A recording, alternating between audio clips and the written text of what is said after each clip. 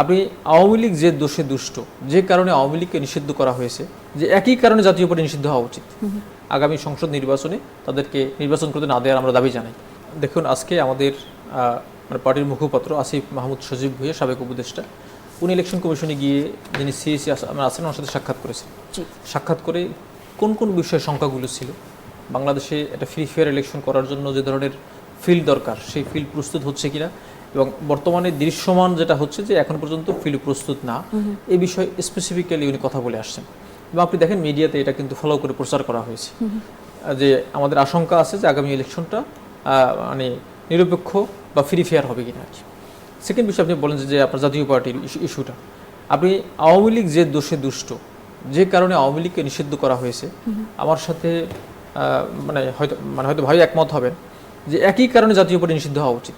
কারণ এই 17 বছরে এই ফেসিজমের জন্য, 17 বছরে বিনা ভোটের ইলেকশনের জন্য জাতীয় পার্টি যে পরিমাণ অ্যাসিস্ট করছে আওয়ামী লীগকে, যে কারণে আওয়ামী লীগ কিন্তু পরিষ্কার মানে এই ধরনের কাজ করতে কিন্তু আপনারা আওয়ামী লীগকে নিষিদ্ধ করার জন্য যে প্রক্রিয়াতে গিয়েছেন, জাতীয় পার্টিকে নিষিদ্ধ করার জন্য সেই প্রক্রিয়াতে কেন গেলেন? আমরা শুরু থেকেই আওয়ামী লীগ এবং জাতীয় পার্টি এই দুইটা দলকে নিষিদ্ধ করার জন্য আমরা এনসিপির পক্ষ থেকে আবেদন জানিয়েছিলাম।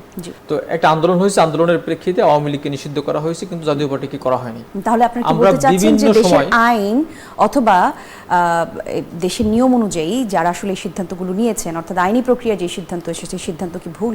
আইনি প্রক্রিয়ার সিদ্ধান্ত এসেছে আওয়ামী লীগ নিষিদ্ধের বিষয় বা তাদের রেজিস্ট্রেশন স্থগিতের বিষয়, কিন্তু জাতীয় পার্টিকে নিষিদ্ধ করা হয়নি। শেষ করি তো আপনার রেজিস্ট্রেশন স্থগিতের বিষয়ে সেই সময়ে সেইভাবে যদি জাতীয় পার্টি তো যদি স্থগিত করা হইতো তার নিবন্ধন, তাহলে তিনি আজকে ইলেকশন করতে পারতেন না।